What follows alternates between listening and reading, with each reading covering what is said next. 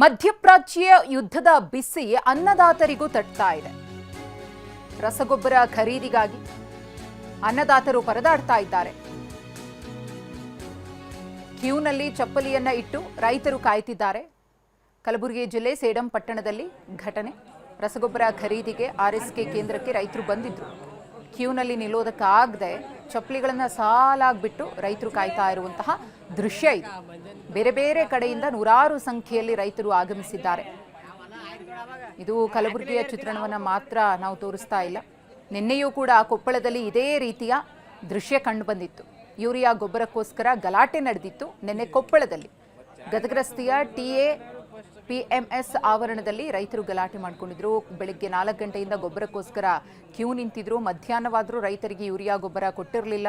ಒಬ್ಬ ರೈತನಿಗೆ ಒಂದೇ ಚೀಲ ಯೂರಿಯಾ ಗೊಬ್ಬರ.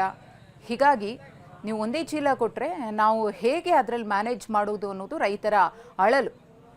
ತೀವ್ರ ವಿರೋಧವನ್ನು ವ್ಯಕ್ತಪಡಿಸಿದ್ರು ಅಧಿಕಾರಿಗಳ ನಡೆಗೆ.